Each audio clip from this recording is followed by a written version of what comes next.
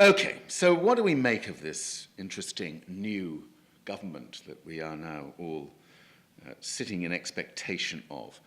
I'm finding it quite hard to read the signals at the moment and come to any simple conclusion. There are lots of things going on in this government that I'm quite heartened by. The programme for government in itself, at the surface level, actually has a lot in it that is very heartening and encouraging from an SD perspective.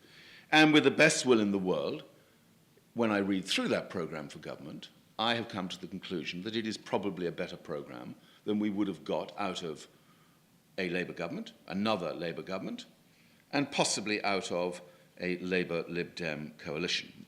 My reasons for arguing that are because I think the Labour Party was essentially a hollowed-out corpse, incapable of any genuine new energy, let alone different ways of doing things on the ground, and that it needed to be put to rest, to go away and revive itself and come back into the political frame with something original, different, breathtakingly, I hope, compelling for people here in the UK that can still live in hope on that score. But we came to the conclusion in the Sustainable Development Commission that it was a dead entity. It had literally died. It had no energy left. It had no fresh ideas. It was incapable of understanding why it was that the world seemed to have turned against it so comprehensively. And even the good things that it did along the way, it was barely able to make the most of any of those. So it was necessary for that particular political entity, New Labour in that form, in my opinion, to die properly so that it has a chance to reconstitute itself. This is a natural process in politics. It's wrong to think that you can actually go on, keeping the same original impulse going all that time. You can't. Whether you take the new leadership race as a set of examples, as it were, that we're going to get new life in the Labour Party, that's another matter which I won't touch on today. So there's a lot to play for here.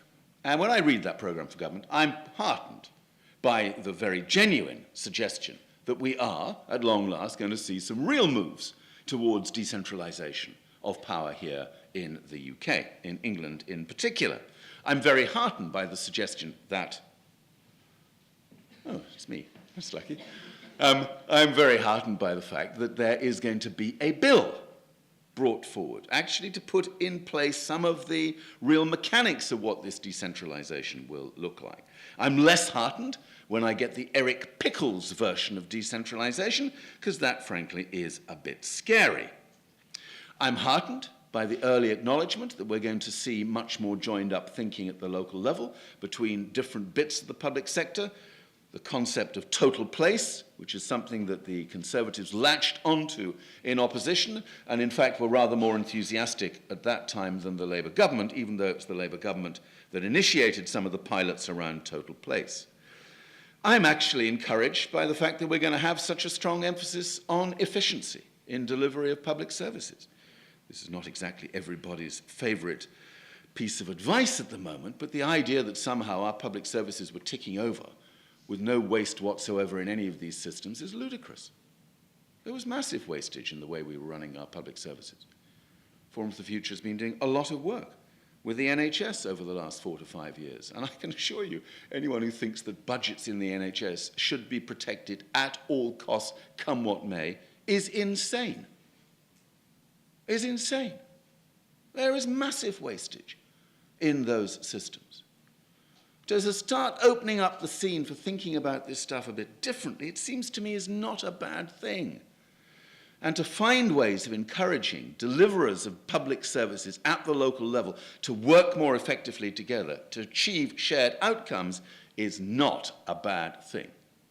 And if total place actually forces public services at the local level to think about what their shared outcomes really look like, then I see no reason why that shouldn't be extremely conducive of thinking more intelligently and radically about sustainable development.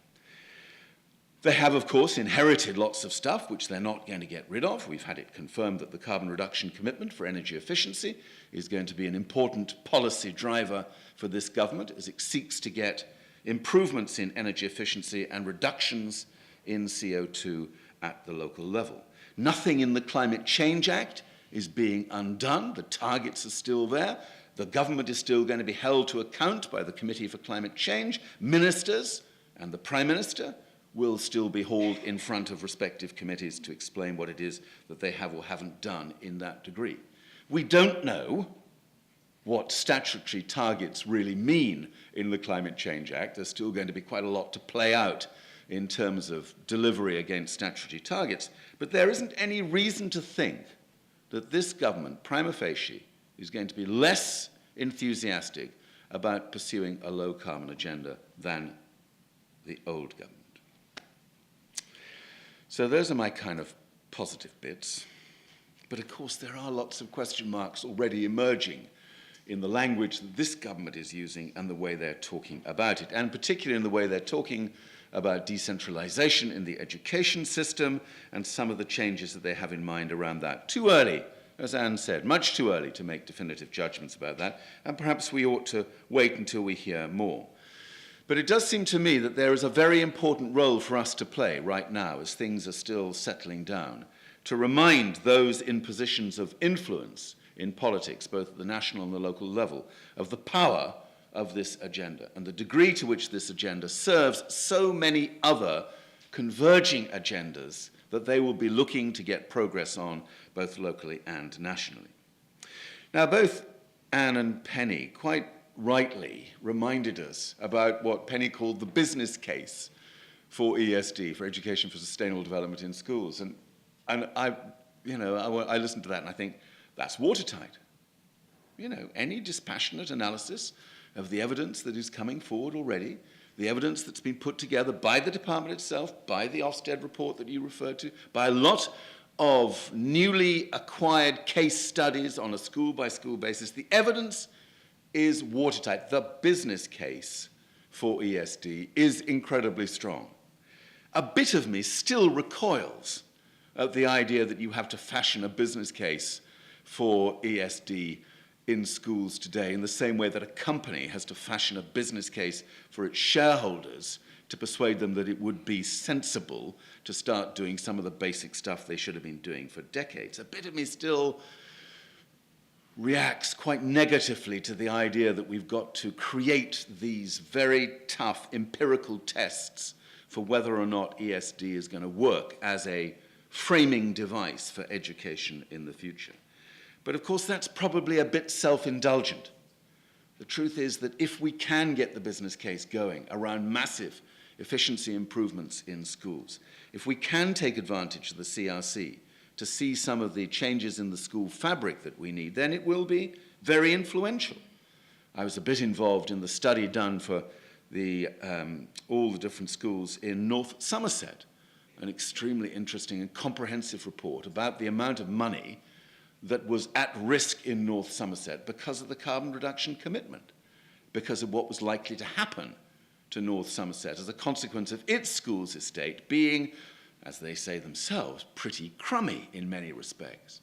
And the business case which was surfaced wasn't just the odd £1,000 here and there. We were talking here about hundreds of thousands of pounds, possibly into millions of pounds every year, by virtue of either getting it right or getting it wrong on refurbing schools in North Somerset to enable them to do a better job about low carbon.